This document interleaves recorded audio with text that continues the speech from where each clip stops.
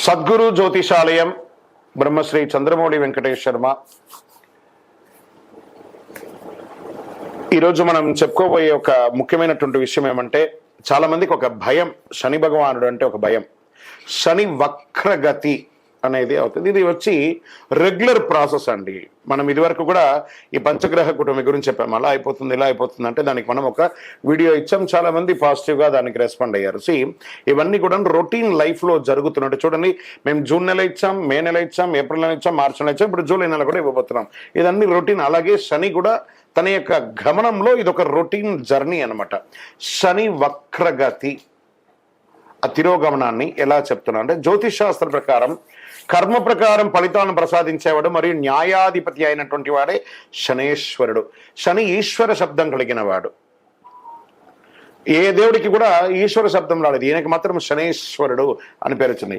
30 సంవత్సరాల తర్వాత తన సొంత రాశి అయినటువంటి కుంభరాశిలో వక్ర నివృత్తిని పొందుతున్నారు ఈయన. ఇది ఎంతో ఒక విశేషమైనటువంటి విషయం అండి. దానివల్ల 2024లో కొన్ని రాసుల వారిపై ప్రత్యేక వరాలను కురిపిస్తున్నారు, కొన్ని రాసులకి అదృష్టాన్ని కలిగిస్తున్నారు, కొన్ని రాసులకి యాజ్ ఇట్ ఈస్ రొటీన్గా చేస్తున్నారు. అలాగే సంపదలో అపారమైనటువంటి పెరుగుదల ఉంటుంది ఈ యొక్క శని వక్రగతిలో. ఏ అదృష్ట రాశి వారికి దీనివల్ల ప్రయోజనం కలుగుతుందో తెలుసుకుందాం. శని వక్రగతి సంచారం 2024 6 రాసులకి జీవితంలో ఆకస్మిక మార్పు. కుంభరాశిలో సంచరిస్తున్న శనిగ్రహం జూలై నుండి నవంబర్ వరకు ఎవరి జీవితంలో ఏ మార్పులు ఉన్నాయో కూడా చూద్దాం. శని 2.5 సంవత్సరాల పాటు రాశిలో ఉండి సంవత్సరానికి ఒక్కసారి సంచరిస్తారు. సూర్యుడు 5వ ఇంటిని శనిని సంక్రమించినప్పుడు వక్రాన్ని పొంది 9వ ఇంటికి సూర్యుడు వచ్చినప్పుడు వక్ర దోష నివృత్తి జరుగుతుంది. అంటే జూన్ 29న శని వక్రకాలం ప్రారంభమయ్యి నవంబర్ 15న ముగుస్తుంది. శని వక్ర సంచారం వలన ప్రభావితమైనటువంటి వారికి వక్రకాలంలో వ్యాపార సమస్యలు తగ్గుతాయి, ధన సమస్యలు తీరుతాయి, కష్టాల నుంచి బయటపడి వారికి ఉపశమనం కలుగుతుంది. సో నౌ ఆ లబ్ధి పొందే వాళ్ళు ఎవరనేది చూద్దాం. కన్యా రాశి వారు ఈ యొక్క శని వక్రగతిలో కన్యా రాశి వారు 2024లో శనిదేవుని యొక్క ప్రత్యేక ఆశీస్సులు పొందుతున్నారండి మీరు. ఎందుకంటే శని మీ రాశి నుండి 6వ ఇంటికి మారుతున్నారు. శనిదేవుడికే ఈ 6వ ఇల్లు చాలా శక్తివంతమైనటువంటి ప్రదేశం అని చెప్పచ్చు. శని సంచార కాలంలో సొంత ఇల్లు, వాహనము కొనుగోలు చేసే అవకాశం 100కు 1000% ఉంది. ఒకవేళ ఇల్లు ఉన్న దానికి కట్టుకుంటూ ఉన్నా దానికి ఏమైనా పర్మిషన్స్కి అప్లై చేసినా అవన్నీ కూడా వచ్చే అవకాశాలు ఉన్నాయి. ఉద్యోగం చేసే చోట సహ ఉద్యోగుల చేత లాభం పొందే అవకాశాలు మెండుగా కనబడుతున్నాయి. కార్యాలయంలో కొంత శ్రద్ధ అవసరం. పిల్లలు చదువుల కోసం వదిలి వెళ్ళవలసిన సమయం కూడా వస్తుంది. విదేశాలకు వెళ్ళే అవకాశాలు కూడా ఉంటుంది. మార్పులు పొందుతారు. కోర్టు కేసులు ఏమైనా ఉంటే విజయం చేస్తారు. ఇందులో ఈ రాశి వారికి printing, electronic medias, TV channels, paper వీళ్ళకందరికీ చాలా యోగ కాలంగా కూడా ఉంటుందని కూడా చెప్పచ్చు. కొత్త ఉద్యోగాలు పొందే అవకాశాలు ఉన్నాయి. పనిలో ఉన్న స్థాయికి మించి ప్రయోజనాలు పొంది ఉన్నత స్థాయిని పొందే అవకాశాలు చాలా మెండుగా ఉన్నాయి. విదేశీయ వనరుల ద్వారా వ్యాపారం చేసే అవకాశం ఉన్నాయి. మీ శత్రువులు కూడా మీకు ఓడిపోతారని చెప్పచ్చు. ఇది శని వక్రగతి ద్వారా పొందే ఈ రాశులన్నీ కూడాను లాభం పొందుతాయి. కాబట్టి శని వక్రగతిని భయపడాల్సిన అవసరం లేదు. ఇందులో యూనివర్సల్గా ఒక పరిహారం ఉంది. ఏం చేస్తారంటే, నవగ్రహాలలో ఉన్నటువంటి శని భగవానుడు పశ్చిమ భాగంలో ఉంటారు. ఆ పశ్చిమ భాగంలో ఉన్నటువంటి ఆ నవగ్రహాలకి ఒక చిన్న బెల్లం ముక్క నైవేద్యంగా పెట్టండి. నువ్వులతో దీపం కరెక్ట్గా తీసుకుపోయి శని భగవాన్ పాదాల దగ్గర వెలిగించకండి. కొంచెం కింద దూరంగా పెట్టి నువ్వుల నూనెతో, ఆ నువ్వుల ఉండ ఉంటుంది, ఒక చిన్న బ్లాక్ క్లాత్ తీసుకోండి, అందులో నువ్వులు వేయండి, దాన్ని ఉండగా కట్టండి, దాన్ని ఆ ప్రమిదలో పెట్టి నువ్వుల నూనెతో దీపం వెలిగించండి. దాంతో మీ వయసు ఎంత ఉందో అన్ని ఒత్తులు వేయండి.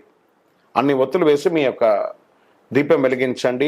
ఆ స్వామివారిని ఎలా ప్రార్థన, నీలాంజన సమాభాసం రవిపుత్రం యమాగ్రజం ఛాయా మార్తాండ సంభూతం తన్నమామి శనైశ్వరం కాకద్వజాయ విద్మహే ఖడ్గహస్తాయ ధీమహి తన్నో మంద ప్రచోదయాత్. ఆయన దగ్గర ఏమేమి అడగచ్చు, ఆయన ఏమేమి మనకిస్తారు? దేహి మే బుద్ధి వైశిష్ట్యం, దేహి మే నిత్య యవ్వనం, దేహి మే పరమానందం, దేవదేవ జగత్పతే. శని భగవానుడికి అధిపతిగా ఉన్నటువంటి స్వామివారు అఖిలాండ కోటి బ్రహ్మాండ నాయకుడు శ్రీ ధర్మశాస్త్ర అయ్యప్ప స్వామి వారు. శని ప్రీతి, ఆయన ప్రార్థన చేస్తే శని ప్రీతి వస్తుందట. అలాంటి అయ్యప్ప స్వామి వారి 18 అవతారాల దేవాలయం మనం తిరుపతిలో నిర్మించాము. కపిల తీర్థానికి దగ్గరలో జీవకోన అనే ఒక ప్రాంతంలో జీవలింగేశ్వర స్వామి వారి సన్నిధానంలోనే ఈ అయ్యప్ప స్వామి వారి 18 అవతారాల దేవాలయాన్ని నిర్మించి ఉన్నాం ఆల్రెడీ. ఇంకనూ ఆ దేవాలయంలో 27 నక్షత్రాలకు 12 రాసులకు కూడా దేవాలయం నిర్మించబోతున్నాం. మీరు తిరుపతికి వచ్చినప్పుడు మన దేవాలయాన్ని దర్శనం చేసుకోండి. రైల్వే స్టేషన్ నుండి బస్ స్టాండ్ నుండి ఒక 3 కిలోమీటర్ దూరంలోనే ఉంటుంది. మీరందరూ కూడా క్షేమంగా ఉండాలి. శని భగవానుడు చాలా మంచివారు, ఐశ్వర్యవంతుడు. శని భగవాను చూసి భయపడకండి, శని అనకండి, శని భగవానుడు శనైశ్వరుడు అనండి, అనుగ్రహం పొందుతారు.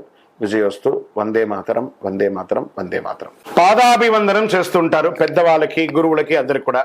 దీనివల్ల ప్రయోజనాలు ఏమైనా ఉన్నాయా అంటే, శుభకార్యాల్లో పెద్దల ఆశీర్వాదం తీసుకోవడం అనేది, చిన్నవారు పెద్దవాళ్ళకి నమస్కారం చేయడం అనేది ఒక ఆనవాయితీ.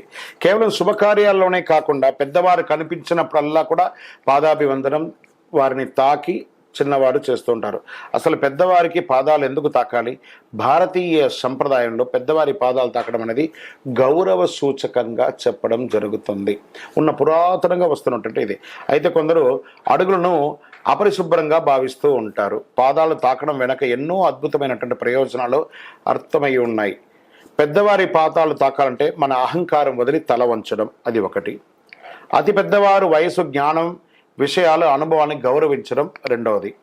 సాధారణంగా పెద్దవారి పాదాలు తాకినప్పుడు వారి ఆలోచనలు, స్పందనలు, వాటి నుండి వచ్చే పదాలు చాలా శక్తివంతంగా, వారి దగ్గర నుంచి ఒక ఆశీర్వాద మంత్రం ఉంటుంది కాబట్టి వారికి లాభం.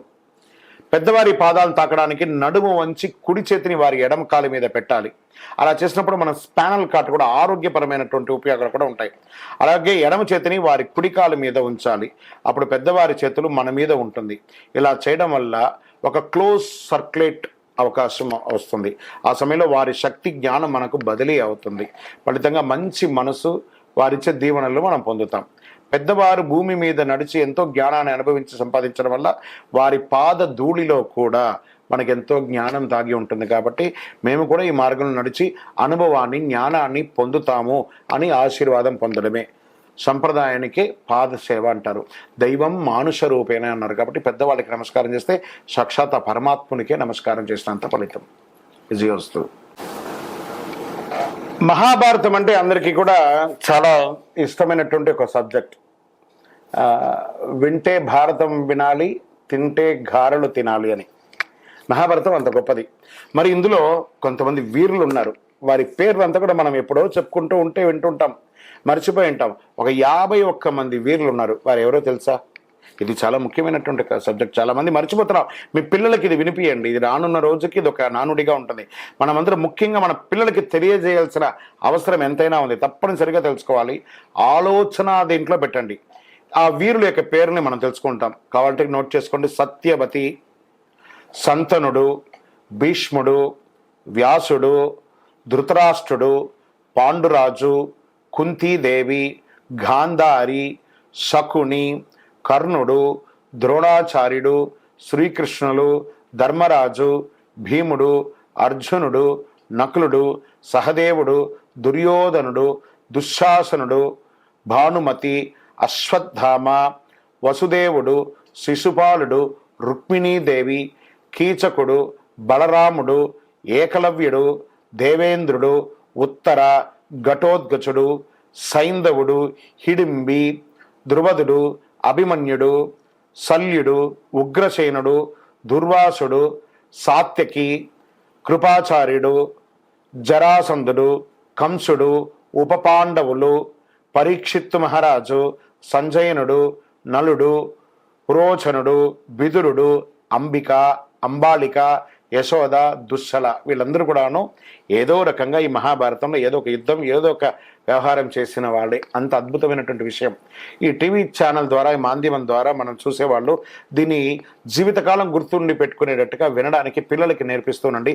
ఈ 51 పేరులో 1 పేరు, 2 పేరు అలా మనం చెప్తూ ఉండగా కూడా మనలో కూడా ఒక ధైర్యం, ఒక శక్తి వస్తుంది. విజయోస్తు.